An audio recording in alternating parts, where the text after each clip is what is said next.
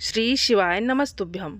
हर हर महादेव। दोस्तों आज की इस वीडियो में आप सुनेंगे शिव महापुराण के 16वें अध्याय की कथा। तो आइए भगवान भोलेनाथ और माता पार्वती का ध्यान करते हुए कथा को प्रारंभ करते हैं। और आज के अध्याय में आप जानेंगे मैना की इच्छा के अनुसार एक ब्राह्मण पत्नी का पार्वती को पतिव्रत धर्म का उपदेश देना और भगवान शिव और माता पार्वती की बारात की विदाई का वर्णन। ब्रह्मा जी कहते हैं कि हे नारद मुनि, तदनंतर सप्तऋषियों ने हिमालय से कहा कि हे गिरिराज, अब आप अपनी पुत्री पार्वती देवी की यात्रा का उचित प्रबंध करें। हे मुनीश्वर, ये सुनकर पार्वती के भावी विरह का अनुभव करके गिरिराज कुछ काल तक अधिक प्रेम के कारण विषाद में डूबे रह गए और कुछ देर बाद सचेत होकर शैलराज ने तथास्तु कहकर मैना को संदेश दिया।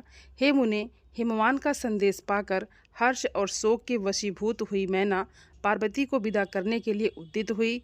शैलराज प्यारी पत्नी मैना ने विधिपूर्वक वैदिक एवं लौकिक कुलाचार का पालन किया और उस समय नाना प्रकार के उत्सव मनाए गए। फिर उन्होंने नाना प्रकार के रत्न जड़ित सुंदर वस्त्रों और 12 आभूषणों द्वारा राज उचित श्रृंगार करके पार्वती को विभूषित किया। तत्पश्चात मैना के मनोभाव को जानकर एक सती साध्वी ब्राह्मण पत्नी ने गिरिजा को उत्तम पतिव्रत की शिक्षा दी। ब्राह्मण पत्नी बोली, गिरिराज किशोरी, तुम मेरा प्रेम पूर्वक ये वचन सुनो। ये धर्म को बढ़ाने वाला, लोक और परलोक में भी आनंद देने वाला तथा श्रोताओं को भी सुख की प्राप्ति कराने वाला है। संसार में पतिव्रता नारी ही धन्य है, दूसरा नहीं। वहीं विशेष रूप से पूजनीय होती हैं। पतिव्रता सब लोगों को पवित्र करने वाली और समस्त पाप राशि को नष्ट कर देने वाली हैं। हे शिवे, जो पति को परमेश्वर के समान मानकर प्रेम से उनकी सेवा करती हैं, वो इस लोक में संपूर्ण भोगों का उपभोग करके अंत में कल्याणमयी को प्राप्त होती हैं। सावित्री, लोपा, मुद्रा, अरुंधति, शांडली, शतरूपा, अनसुईया, लक्ष्मी, स्वधा, सती, संज्ञा, सुमति, श्रद्धा, मैना और स्वाहा, ये तथा और भी बहुत सी स्त्रियां साध्वी कही गई हैं। वो अपने पतिव्रत के बल से ही सब लोगों की पूजनीय तथा ब्रह्मा, विष्णु, शिव तथा मुनीश्वर की भी माननीय हो गई हैं। इसलिए तुम्हें अपने पति भगवान शंकर की सदा सेवा करनी चाहिए। वो दीन दयालु सबके सत्पुरुषों के आश्रय हैं। श्रुतियों और स्मृतियों में पतिव्रत धर्म को महान बताया गया है। इसको जैसा श्रेष्ठ बताया जाता है वैसा दूसरा धर्म नहीं है। ये निश्चयपूर्वक कहा जा सकता है, पतिव्रत धर्म में तत्पर रहने वाली स्त्री अपने प्रिय पति के भोजन कर लेने पर ही भोजन करें। हे शिवे, जब पति खड़ा हो तब साध्वी स्त्री को भी खड़ा ही रहना चाहिए। शुद्ध बुद्धि वाली साध्वी स्त्री प्रतिदिन अपने पति के सो जाने पर सोए और उसके जागने से पहले ही जग जाए। वो छल कपट छोड़कर सदा उसके लिए हितकर कार्य ही करे। हे शिवे, साध्वी स्त्री को चाहिए कि जब तक वस्त्र आभूषणों से विभूषित ना हो ले तब तक वो अपने पति की दृष्टि के सम्मुख ना आए। यदि पति किसी कार्य से परदेश में गया हो तो उन दिनों उसे कदापि श्रृंगार नहीं करना चाहिए। पतिव्रता स्त्री कभी पति का नाम ना ले। पति के कटु वचन कहने पर भी वो बदले में कड़वी बात ना कहे। पति के बुलाने पर वो घर के सारे कार्य छोड़कर तुरंत उसके पास चली जाए और हाथ जोड़कर प्रेम से मस्तक झुकाकर पूछे कि हे नाथ, किस लिए इस दासी को बुलाया है? मुझे सेवा के लिए आदेश देकर अपनी कृपा से अनुग्रहित कीजिए। फिर पति जो आदेश दे उसका वो प्रसन्न हृदय से पालन करे। वो घर के दरवाजे पर देर तक ना खड़ी रहे, दूसरों के घर ना जाए, कोई गोपनीय बात जानकर हर एक के सामने प्रकाशित ना करे। पति के बिना कहे ही उनके लिए पूजन सामग्री स्वयं जुटा दे तथा उनके हित साधन के यथोचित अवसर की प्रतीक्षा करती रहे। पति की आज्ञा के बिना कहीं तीर्थ यात्रा के लिए भी पत्नी ना जाए। पतिव्रता नारी पति के चिट, अन्न आदि को परम प्रिय भोजन मानकर ग्रहण करे और पति जो कुछ दे उसे महाप्रसाद मानकर शिरोधार्य करे। देवता, पितृ, अतिथि, सेवक वर्ग, गौ तथा भिक्षु समुदाय के लिए अन्न का भाग दिए बिना कदापि भोजन ना करे। पतिव्रत धर्म में तत्पर रहने वाली गृहदेवी को चाहिए कि वो घर की सामग्री को संयत एवं सुरक्षित रखे, यह कार्य में कुशल हो, सदा प्रसन्न रहे और खर्च की ओर से हाथ खींचे रहे। पति की आज्ञा लिए बिना उपवास व्रत आदि ना करे, अन्यथा उसे उसका कोई फल नहीं मिलता। पतिव्रता देवी सदा पति का हित चाहने वाली होती हैं। वो पति के हर्ष में हर्ष माने, पति के मुख पर विषाद की छाया देखकर स्वयं भी विषाद में डूब जाएं। पुण्यात्मा पतिव्रत स्त्री संपत्ति और विपत्ति में भी पति के लिए एक सी रहे, अपने मन में कभी विकार न आने दे और सदा धैर्य धारण किए रहे। हे देवेश्वरी, पतिव्रता नारी के लिए एकमात्र पति ही ब्रह्मा, विष्णु और शिव से भी अधिक माना गया है। उसके लिए अपना पति शिवरूप ही है। पतिव्रता स्त्री किसी की निंदा ना करे और कला को दूर से ही त्याग दे। जो बाहर से पति को आते देख तुरंत अन्न, जल, भोजन, वस्तुपान और वस्त्र आदि से उनकी सेवा करती हैं, उनके दोनों चरण दबाती हैं, उनसे मीठे वचन बोलती हैं तथा पति के खेद को दूर करने वाले अन्य अन्य उपायों से प्रसन्नतापूर्वक उन्हें संतुष्ट करती हैं, उसने मानो तीनों लोगों को तृप्त एवं संतुष्ट कर दिया। पिता, भाई और पुत्र परिमित सुख देते हैं, परंतु पति असीम सुख देता है। अतः नारी को सदा अपने पति का पूजन, आदर, सत्कार करना चाहिए। पति देवता है, पति ही गुरु है और पति ही धर्म, तीर्थ एवं व्रत है। इसलिए सबको छोड़कर एकमात्र पति की ही आराधना करनी चाहिए। लोक में वो माता धन्य है, वो जन्मदाता पिता धन्य है और वो पति भी धन्य है जिसके घर में पतिव्रता देवी वास करती हैं। पतिव्रता के पुण्य से माता पिता और पति के कुलों की 3-3 पीढ़ियों के लोग स्वर्गलोक में सुख भोगते हैं।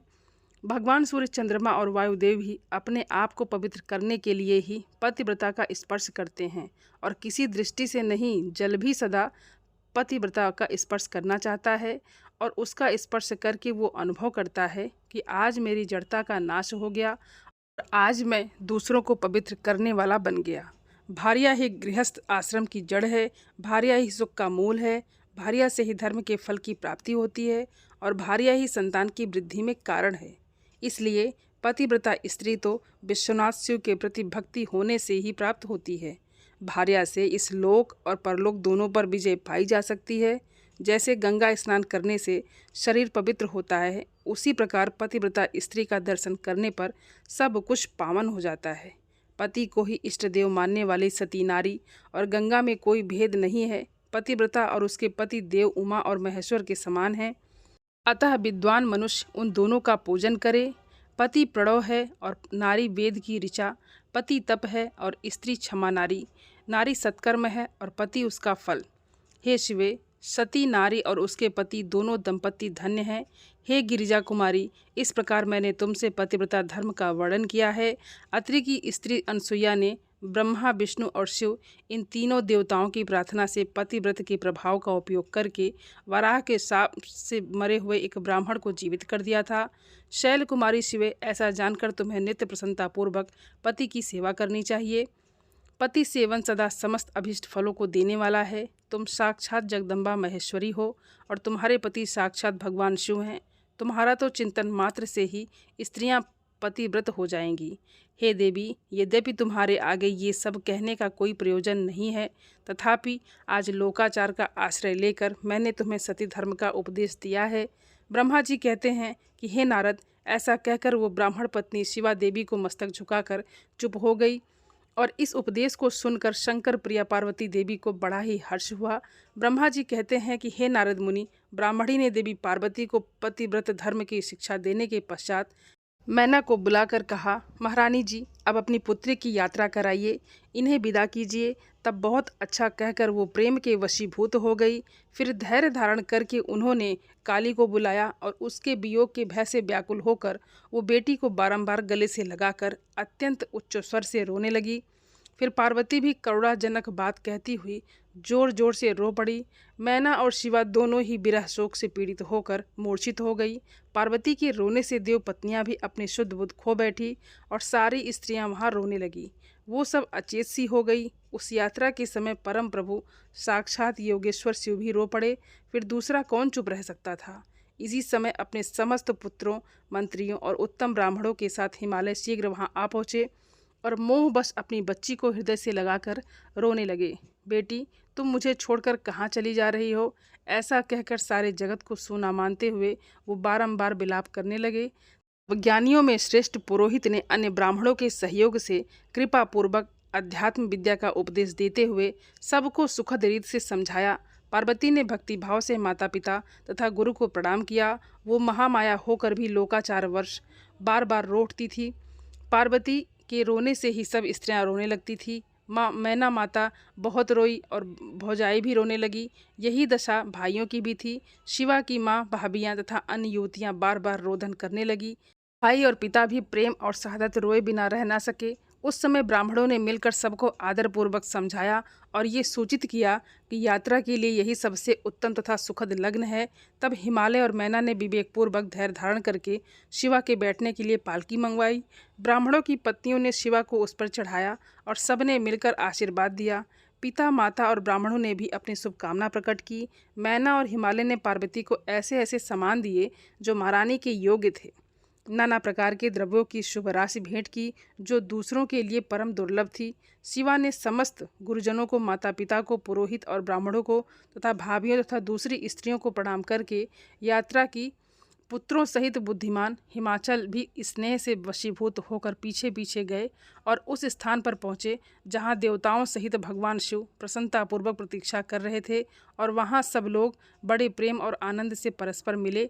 उन सब ने भगवान को प्रणाम किया और उनकी प्रशंसा करते हुए वो पुरी को लौट गए। तदनंतर कैलाश पहुंचकर भगवान शिव ने पार्वती से कहा कि हे देवेश्वरी, तुम सदा से ही मेरी प्राण प्रिया हो। तुम्हें लीलापूर्वक इस बात की याद दिला रहा हूँ। तुम्हें पूर्व जन्म की बातों का स्मरण है। अपने प्राणनाथ महेश्वर की ये बात सुनकर शंकर की नित्य प्रिया पार्वती जी बोली, हे प्राणेश, मुझे सभी बातों का स्मरण है। ब्रह्मा जी कहते हैं कि हे नारद, प्रिय पार्वती के सैकड़ों सुराधाराओं के समान मधुर वचन को सुनकर लोकाचार परायण भगवान विश्वनाथ बड़े प्रसन्न हुए। उन्होंने बहुत सी सामग्रियां एकत्र करके नारायण आदि देवताओं को भांति भांति की मनोहर भोज्य वस्तुएं खिलाई। इसी तरह अपने विवाह में पधारे हुए दूसरे लोगों को भी भगवान शंकर जी ने प्रेम पूर्वक रस से युक्त नाना प्रकार के अन्य भोजन कराए। भोजन के पश्चात उन सब देवताओं ने नाना रत्नों से विभूषित होकर अपनी स्त्रियों और सेवक गणों के साथ आकर प्रभु चंद्रशेखर को प्रणाम किया। फिर प्रिय वचनों द्वारा प्रसन्नतापूर्वक उनकी स्तुति एवं परिक्रमा करके शिव विवाह की प्रशंसा करते हुए वो सब लोग अपने अपने धाम को चले गए। हे मुनि, साक्षात भगवान शिव ने लोकाचारवश भगवान विष्णु को और मुझको भी प्रणाम किया। ठीक उसी तरह जैसे वामन रूपधारी श्री हरि ने महर्षि कश्यप को नमस्कार किया था, तब मैंने और श्री विष्णु ने शिव को हृदय से लगाकर उनको आशीर्वाद दिया। तदनंतर श्री हरि ने उन्हें परम ब्रह्मा परमात्मा मानकर उनकी उत्तम स्तुति की। इसके बाद मेरे सहित भगवान विष्णु से विदा लेकर शिवा और शिव को प्रसन्नतापूर्वक हाथ जोड़कर उनके विवाह की प्रशंसा करते हुए अपने उत्तम धाम को चले गए। समस्त शिवगणों को इस विवाह से बड़ा सुख मिला। वो अत्यंत भक्ति पूर्वक शिवा और शिव की आराधना करने लगे। हे तात, इस प्रकार मैंने परम मंगलमय शिव विवाह का वर्णन किया। ये शोक नाशक, आनंददायक तथा धन और आयु की वृद्धि करने वाला है। जो पुरुष भगवान शिव और शिवा में मन लगाकर पवित्र होकर प्रतिदिन इस प्रसंग को सुनता है अथवा नियम पूर्वक दूसरों को सुनाता है, वो शिवलोक को प्राप्त कर लेता है। और ये अद्भुत आख्यान कहा गया है जो मंगल का आवास स्थान है। ये संपूर्ण विघ्नों को शांत करके समस्त रोगों का नाश करने वाला है। इसके द्वारा स्वर्ग, यश, आयु तथा पुत्र और पौत्र की प्राप्ति होती है और ये संपूर्ण कामनाओं को पूर्ण करता है। इस लोक में भोग देता है और परलोक में मोक्ष प्रदान करता है।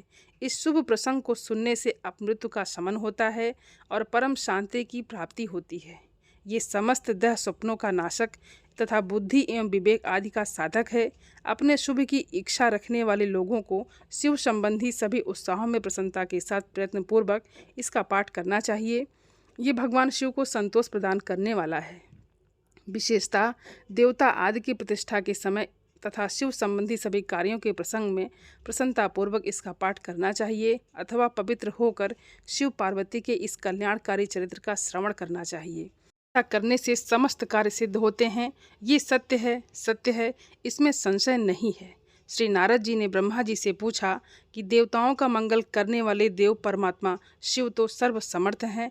आत्माराम होकर भी उन्होंने जिस पुत्र की उत्पत्ति के लिए पार्वती के साथ विवाह किया था, उनके वो पुत्र किस प्रकार उत्पन्न हुए तथा तारकासुर का वध कैसे हुआ।